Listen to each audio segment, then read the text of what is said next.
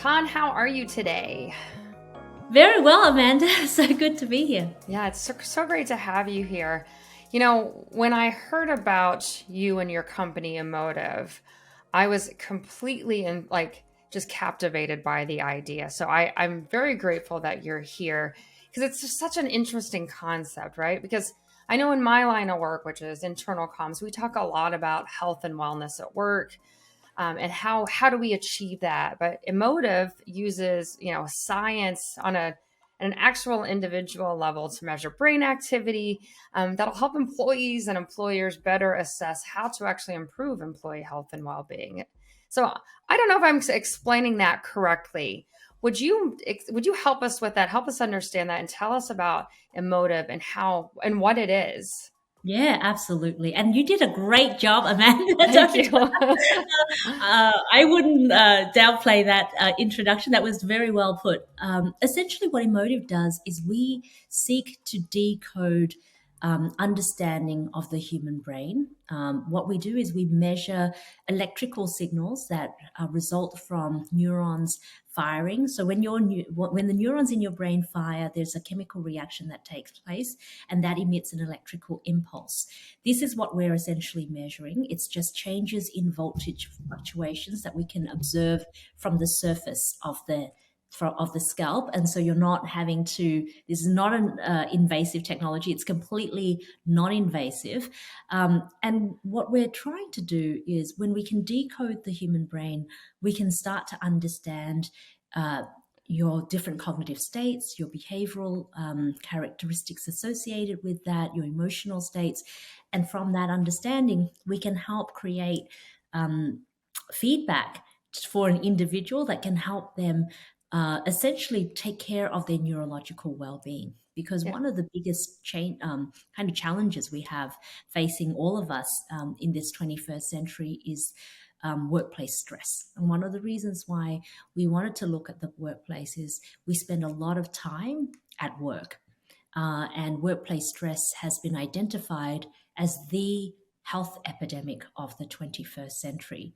And if you look at the stats, the economic impact in the US alone is $300 billion a year, right? So that is a staggering number. And what is that cost from? It's from stress, right? Stress and stress related issues, whether it's absenteeism, whether it's uh, having burnout, mental breakdown, things like that, that's associated with workplace stress. It's a staggering number, and that's just the economic cost. But when you think about the human cost of that, right, you have an employee group that you work with, you care about. It's your friends, your people that you're spending 8+ hours a day with. You want to make sure that these people are healthy and are able to look after themselves. And so I'm really excited by the fact that we have a technology now. We have tools today that make it really easy for anybody to be able to measure their brain and then make better choices based on the feedback that they're getting to help take care of their own neurological well-being. How is this driven? Because what I'm thinking of is company calls Emotive, gets these devices, hands them to their employees. Is this employee driven? Is this company driven? What does that look like? Like, meaning, can anyone get one, or do you have to have it company sponsored? So anyone can get one. It's designed to be at the end of the day, I think even if an employer sponsors this sort of program, it needs to be employee led in many ways because employees ultimately need to be comfortable with learning about themselves, discovering this organ, right, their own brain, getting to know it, learning how it functions, learning more about themselves, and then learning how to use their brain in a more optimal way, whether it's at home, at work, getting entertained, whatever it is that you might be doing, but getting to know your own brain so that you can make better choices to preserve your cognitive resilience and brain health. And so this is how we think about it. And it's not, it's obviously it's wonderful if an employer is able to support the employee in purchasing the equipment, but typically we do a combination of both. Yeah. So what does it look like? Do you have one you can show I me, like do. nearby? I have Oh, one. I have great. one. So this And is what I it know looks. for people who are just listening, they won't be able to see it. So I'll try to describe it after you're showing Yeah. me So here. it's essentially it's a pair of headphones. Yeah. Um, it has it has audio, it has a mic because it looks like a pair of headphones. It Yeah. behaves like a pair of headphones, but it also these tips, which basically go into the ear, they are actually conductive, and they are ways that we can actually we use that as a sensor for measuring the brain. And so, in addition to it being headphones, they also measure and observe what's going on in your brain. You know what those remind me of? I used to run a lot. And so, like, almost they were running headphones because they kind of clip around your ears so that they stay on a little better and Yes, not fall off. That's what those look like to me. yes. And Yeah. we are exploring new form factors as well. So I think that over time they will just think of them as headphones that will basically incorporate technology that will allow us to get to know our brains better. Yeah. Do you wear those regularly? I wear them every day. I wear them all the time. I am pretty curious about my brain. And I have been curious about my brain well before I started Emotive.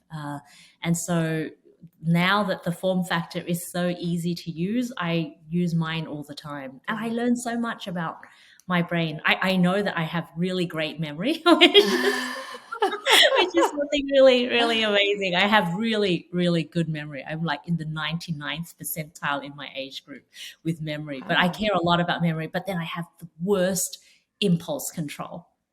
Terrible, terrible at Like, it. so, like, what does that mean exactly? So essentially, when it comes to no go decisions, so if you, let's say you were playing a computer game where you had to only kill the enemies but not kill your friendlies, I kind of get very excited and I'll end up just going too fast, and so I will inevitably kill some friendly as well. On accident, you know? By accident. So Collateral that's damage. what I mean by impulse control. The go no go response is that responsiveness is not very good. Yeah. So Well, I let me, am more in the 60s relative to my age okay. group. Very That's why I'm a interesting. terrible gamer. It's wild. It's really awesome to think about being able to know yourself on that level. Like, I'm sure maybe on some level you knew that, but to actually see the data, Oh, see you the know what? I science. had no idea Yeah. because I always thought my memory is really, really bad. Okay. But what I learned about my memory is that it's bad because I'm not paying attention. Yeah. So if And I'm not paying attention, there's no way that I can direct my memory. But if I am paying attention and I'm doing a memory specific exercise, my memory is actually really, really good. yeah, I can imagine how that information you can use at work. Speaking of that, that just brought up an idea. I want to talk about resistance to if an employer sponsored employee resistance, ethical and privacy concerns. I could imagine if I'm wearing one of these and then my boss can see the data behind it, will I get in trouble?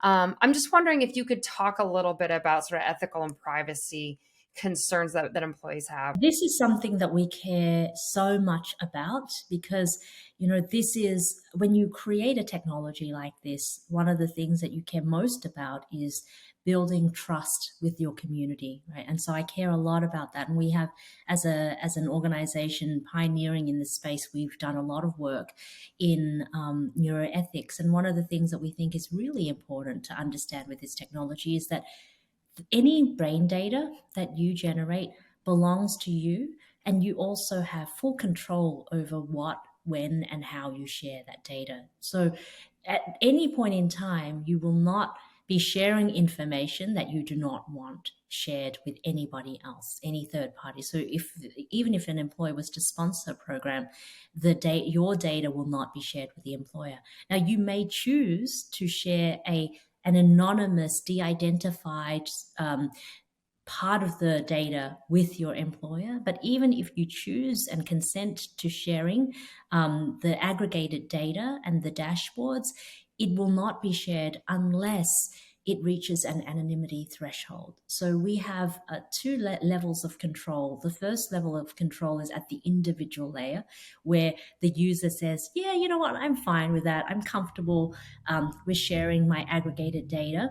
However, if we feel that based on statistics, if the threshold in your group is too small and we haven't reached an anonymity threshold, then we will not share that data. So let's say, for example, you're in a team of 2 people. That doesn't that even though you've consented, that's just not enough to be able to preserve your anonymity, and in that case the data would not be shared at all. And so I think with the duality in the 2-step process, it provides a lot of comfort to an individual that their data, one, they have full control over it, and even if they were sharing, it will only be shared if it's in an aggregated, de-identified form.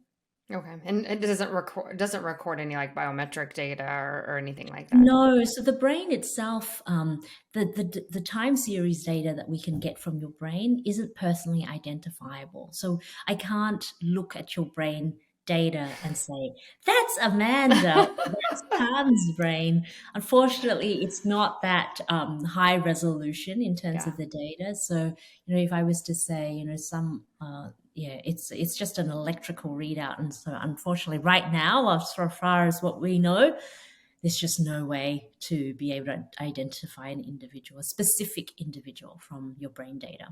We're going to move into our story time segment. Welcome to Story Time. Story Time.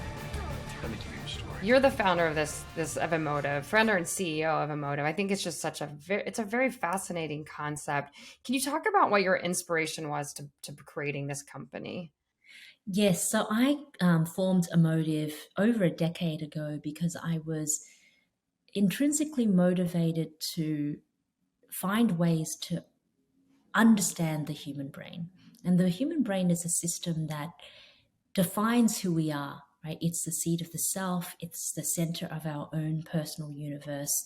Our entire experience of the world is defined by the mental model that our brain creates of the world.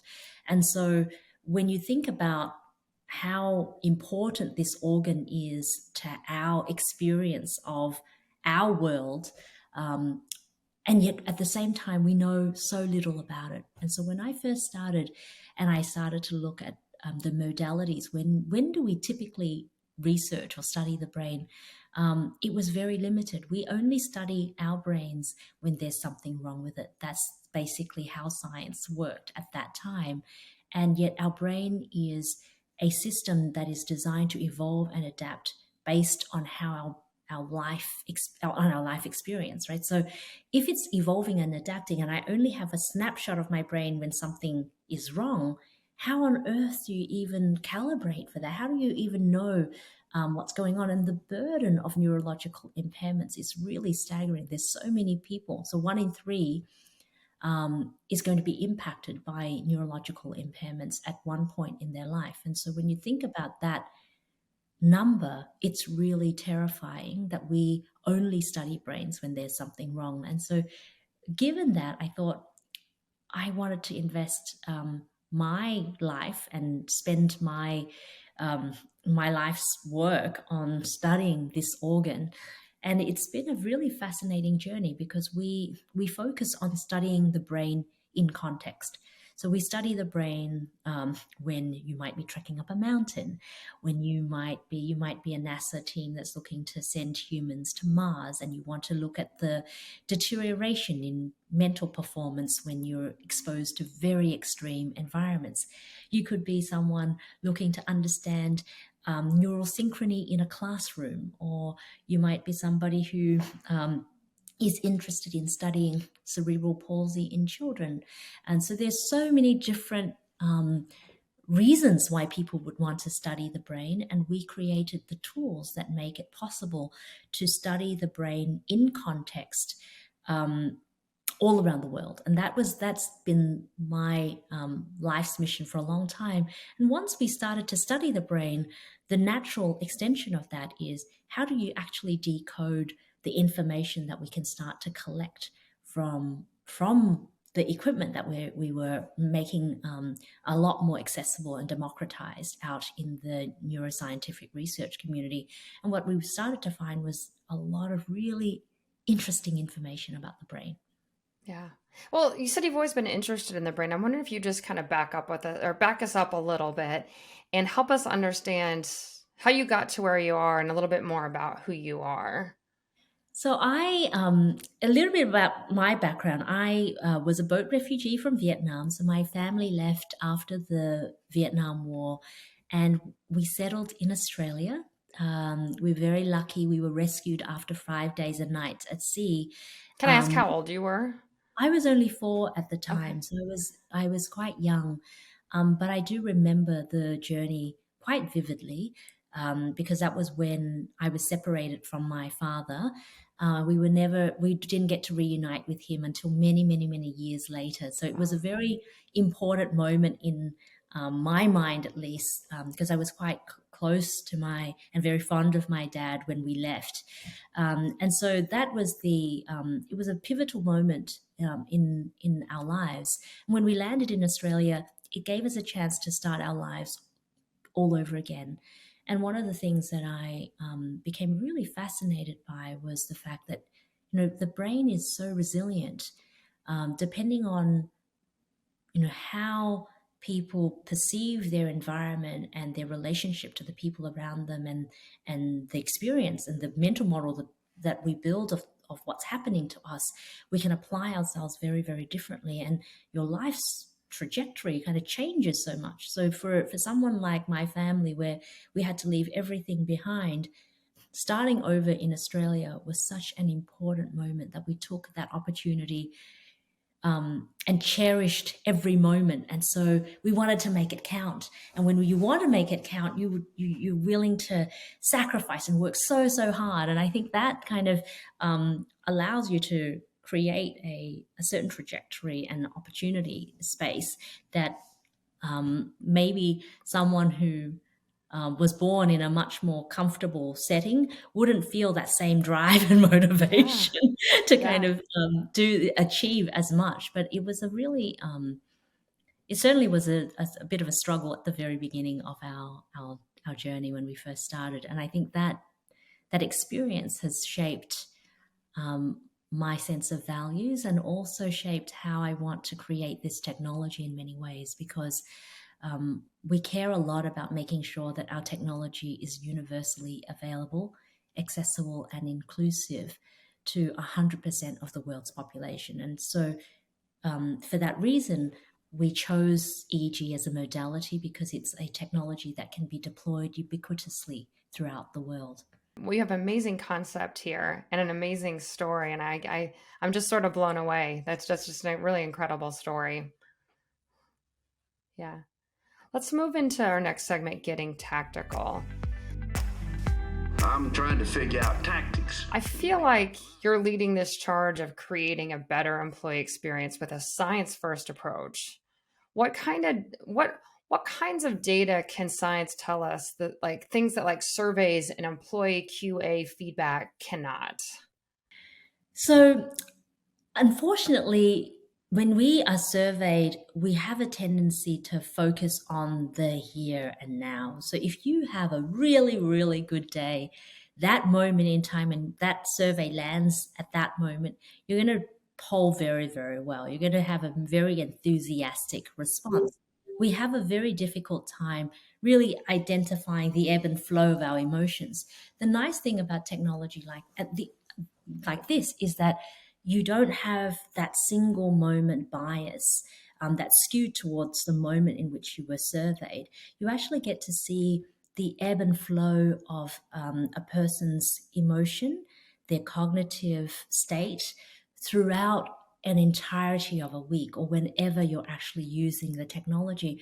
And this takes away that bias that intrinsically happens with surveys. And you really start to understand different types of work, different types of environments, different types of tasks, and its effect on your brain. And so, as an individual that's been using this technology now for a long time, I'm starting to learn a lot about myself, about you know what happens to my brain if I'm having a series of back-to-back meetings, what brain state I would expect my brain to stay in for that period of time, and what it would take to get my brain into an optimal state. And how do I create the best conditions to get my brain into the optimal state and stay there for a particular period of time? The other thing that I've learned is, breaks are very personal, and we've found this in studies that we've done with other organizations as well. One of the things that is really important about humans is that we do need to, we're not machines, we can't work forever, and we do need to take breaks. If we continued on working, we'll definitely see a measurable dip in performance. However, if you take a break and that break is not optimal for you, you'll come back and you'll still see a dip in performance, but it won't be as deep of a dip as it when compared with not taking a break at all. Now, on the other hand, if you actually took breaks that we've identified is optimal for you, what we found instead is that you'll actually come back with an improved performance of generally about 7% improved performance. Now, when you think about 7%, it sounds like a really, really small number. But if you translate that into a work week for an individual, that's giving you back 3 hours a week of time that can be in an optimal state. Now, if we translate that into a team of 30 people, that's for every week you're giving your organization 2 weeks of optimal productive time. And if we're talking about projecting that onto an organization of 1,000 people, then we're basically giving our organizations back over a year of productive time every single week. So that tiny, what sounds like a very small improvement, which is just a 7% improvement in optimal productive time, translates into a world of difference in terms of the bottom line for an organization in terms of productive time. But then when you look at the human value, right, the benefit to the employee, they're getting breaks when they need them. Right? You're not going to get burnt out individuals. You're going to get people who feel super engaged and they feel like, hey, I'm empowered to take a break, and my organization understands the importance of a break for me. And I think that's really important in driving motivation and in driving engagement as well. I'm trying to visualize in my head if I'm participating and I have those like earbud things in, Yes. and I would be able to see in my data, is it how long until my productivity starts to drop, or how do I know it's break time when I look at that data? You'll get a nudge. You'll get a nudge that will say, it's a good time for you to take a break. And then, you can choose to skip it or you can choose to take a break. You get But some sort of prompt in the, oh, you'll get a wow. prompt.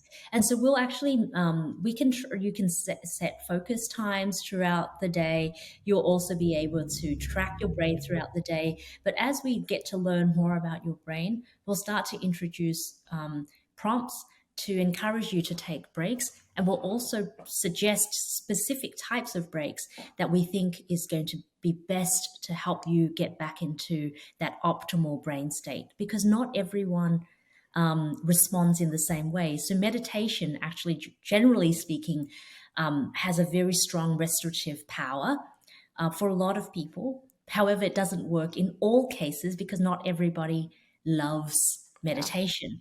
And so for the individuals that don't take to meditation, we could recommend other breaks that is going to have a similar effect for them, right? And so the idea is to be able to recognize that, one, we're all unique. Every single person is unique in terms of their own preferences, in when they need to take breaks, what type of breaks they need to take. And so there's no one size fits all. And the benefit of a system like this is that you can really personalize the experience to the individual. And I think that's the most important thing, is to try and think about mental wellness in a much more personalized, individualized way, rather than to try and create a one size fits all approach. Yeah. Well, as you're saying this and taking breaks, and I feel as if, so I work from home, I work at home, and when I take a break, it's like to lay down on the floor and play with my dogs. And I feel like that's such a joy in my life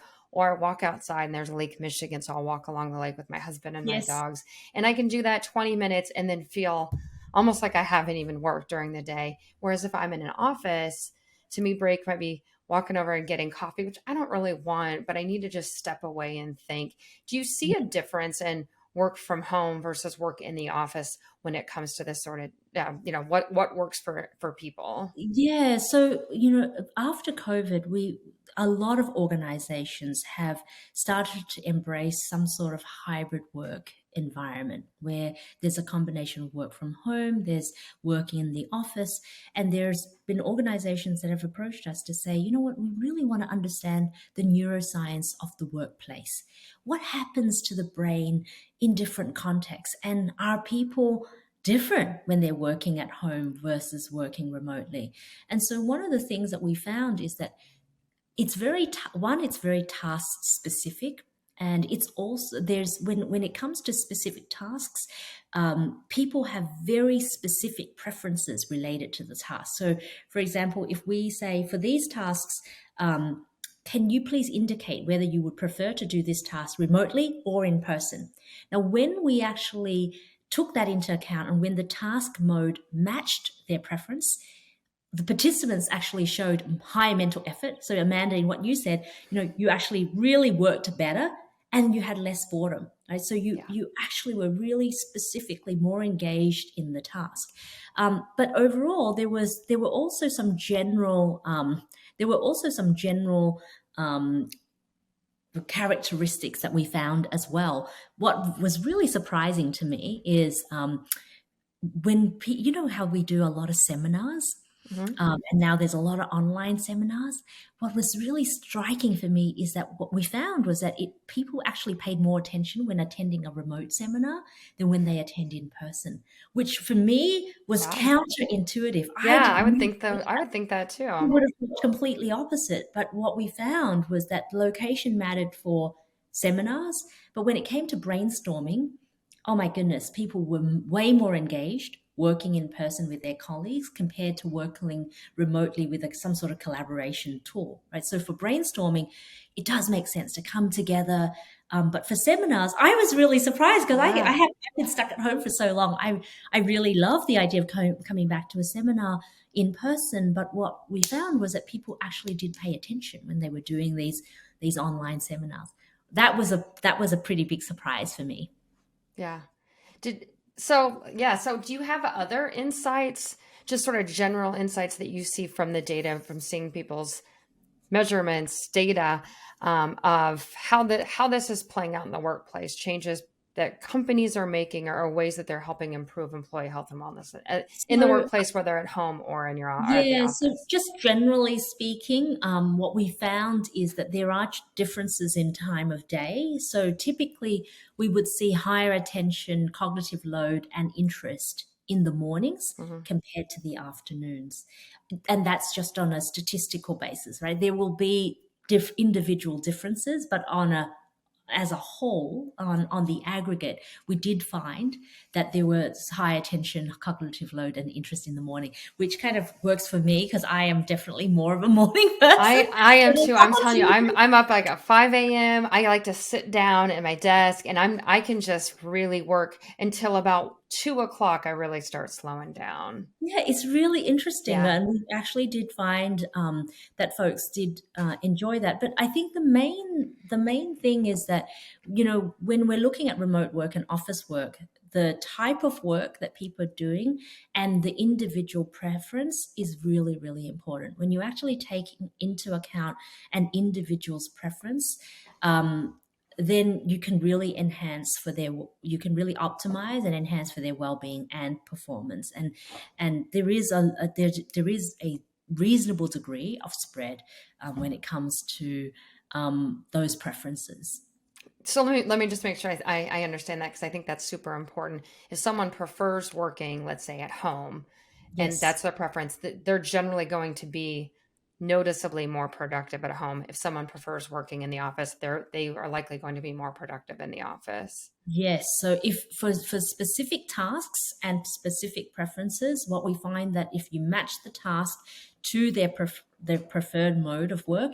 And in fact, it's not one size fits all. So a lot of people, when you break down the task where you say, for a collaboration task, a team-based task, most people would indicate that they prefer working together in the office for that, for example. And when we actually observe their brain in that specific task, definitely we saw an enhancement in, higher mental effort. And so they were putting in more and they were less disengaged, less bored, right?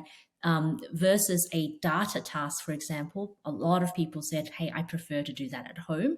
And correctly so, when we actually measured them doing that same task at home versus in the office, we found they were checking out in the office and they were completely engaged at home, right? So really interesting that people are very specific in how they like to approach different types of tasks. And if you actually take into consideration their own personal preferences, they will actually perform better for you. Yeah, that's worth shouting from the rooftops. I know that the work from home, work in the office has been a struggle over the past couple of years, and I think that the theme here, the takeaway is that if they prefer it, then they're generally more productive. How does this work when you're not in the office? So if I had those, headphone looking things, Yes. I had the pieces, and and I'm not at the office, is there a way that that's still helpful for me? Yeah, absolutely. Because the feedback is on on your laptop or on your phone, and so you can basically, the idea is that here's a tool that you can use while you're listening to music, while you're listening to an audible or a podcast, and you can see how your brain is responding while you're doing different tasks. So I could be wearing the headphones while I'm doing a call. I actually wear it over the weekends when I'm wondering about the garden and listening to an audible, because I'm kind of curious to see, does my brain go into an optimal state when I'm listening to other people's information versus when I'm actually working at a task? What happens when I hang out with my daughter, like you with your dogs? I love spending time with my little girl. And I find that, yes, for that moment when she's playing with me, I'm super distracted. But then when I get back to work, I kind of get back into this optimal state, and I stay in an optimal state for a longer period of time. So it's really interesting that being able to look at yourself and your own performance and how different types of activities change your own performance and how it changes your attention, your cognitive load, has been very instructive for me as well. One of the things that just struck me, because I was driving home yesterday from an appointment yesterday evening, and when I wasn't paying attention and I got off on the wrong exit. It's an exit I take all the time, but it wasn't the one that I needed at that moment. And I thought, wow, I sometimes just drive really on Yeah, you go to autopilot. autopilot. Yes. Do you see, I don't know if you have that in your data, like be able to tell how people are driving, because I feel as if that's one time when we're distracted, with our cell phones, we're eating, we're talking on the phone, we're texting. Oh I my I, goodness. I don't do most of that stuff, honestly, but or we're just we've taken this route a million times, and so we're just on It's a autopilot. big Anything thing. from So that? absolutely. We actually did a study in Western Australia where we have very, very, very long, super long, boring highways. And in fact, driver inattention is one of the biggest cause of driver fatality in Western Australia. And imagine this state that's just endless, long, long, long roads. Yeah. That they call it the wheat belt. And so what we found is that we did an education campaign that informed drivers of how frequently they were losing attention, or how the cost of distraction, right? It could be changing the radio. It could be Yeah. talking to a backseat driver. It could be social media. It could be eating in the car. The worst culprit for distraction was social media. That was the finding that was the worst. But there were so many things that can distract you in the car, and it just raised awareness of the cost of task switching. Because the thing is, when your attentional network is focused on the first task, there is a cost to switch from that primary task to that secondary task, Yeah. and again to switch back to the primary task. So it's not as if you've lost attention. You've basically task switched from one attention task to another attention based task, and then back again. And that switching actually causes can be a cause of very serious accidents. And so Yeah. it's a really important educational campaign, but it's also something that allowed us to learn a lot about driver attention and inattention on the road. Yeah, I'm trying to think of how that even relates to work, right? Just the way we context I switch think constantly. absolutely, but You get think a about, Slack, you have to work. Yeah, it's yes, a constant change it's all the for time. knowledge workers. There's definitely a tax to that sort of task switching, which is a massive cost to productivity. But also when you're looking at industrial workers who are operating with heavy machinery or anything that's in that within that dimension of safety, distraction and fatigue are really, really powerful predictors of accidents. A lot of the time, when people working with heavy machinery, we think about repetitive strain injury and an injury from just wearing machinery. But in fact, if you think about the accidents, the really fatal and really high stakes accidents typically happen when people have lost their attention, so they're distracted, or if they're fatigued, and so they're not paying attention to the primary task. And so that, in that industrial setting, can have really, really high impact stakes, right? So being able to understand that is very valuable. But even for knowledge workers, right? For me, I like to.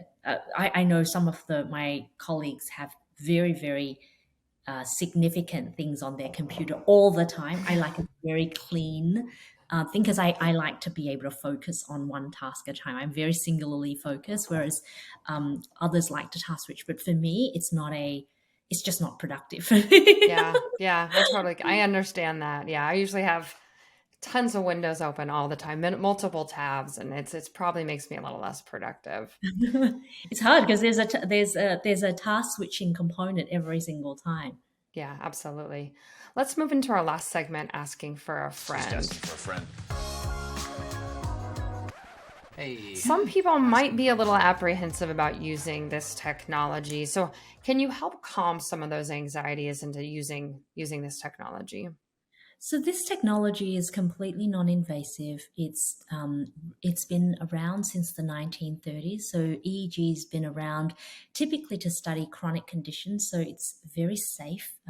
People will wear it for a long time to study conditions like sleep disorders, epileptic seizures, and so people would wear very elaborate systems, not as simplistic, not simplified, streamlined devices like this. So the fundamental technology itself is very safe. And as we've talked about before, you as the user have full control over the data, what you do with the data, how you share the data. And that control, I think, is very important. Not only do you own your data, but you need to also have controls over what you want to share, when you want to share that data. And that's very, very important to us. Let me think about any other fears that you might have. I think, some people may be afraid to learn a little bit about themselves and about how their brain works.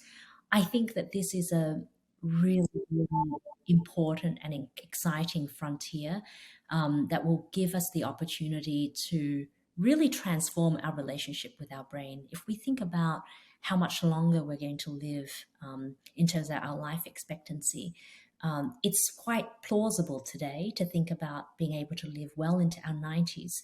If we want to live comfortably into 90s or hundreds, we will really need to rethink our relationship to our brain, because the biological brain was just not built to last 100 years. And so when you look at the pathology of what happens later in life, dementia, Alzheimer's, and other neurodegenerative conditions that happen as a result of aging, there's a lot of things that we can do today while we're in our prime, while our brain is still very active, that can stave off and build the cognitive resilience for tomorrow. And I think that's really important.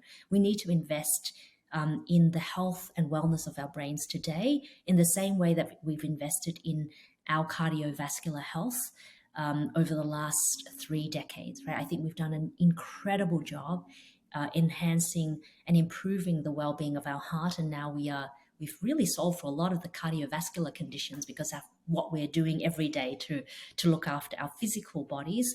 The next phase for us as a human population is to think about how can we safeguard and protect our brains.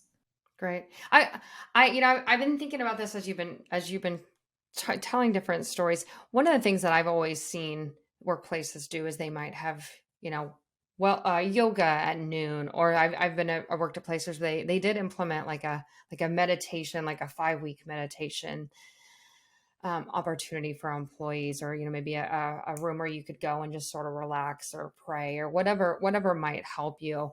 So I'm thinking about if you had every chief HR officer, maybe CEOs, what might you say to them to get them to implement this as just as much as they do yoga programs or meditation?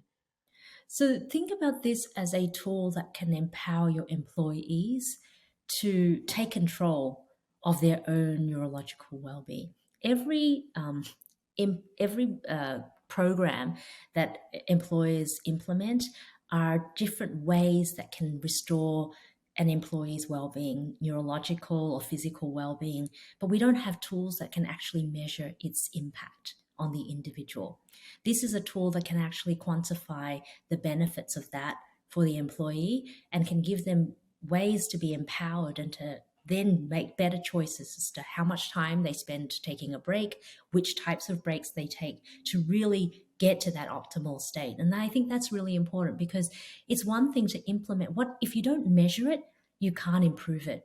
And wellness is measurable. Brain wellness today is measurable. And so if we can start to spend invest in the effort to actually measure it so that we can then quantify, okay, well, this is what meditation does. This is what walking in nature does.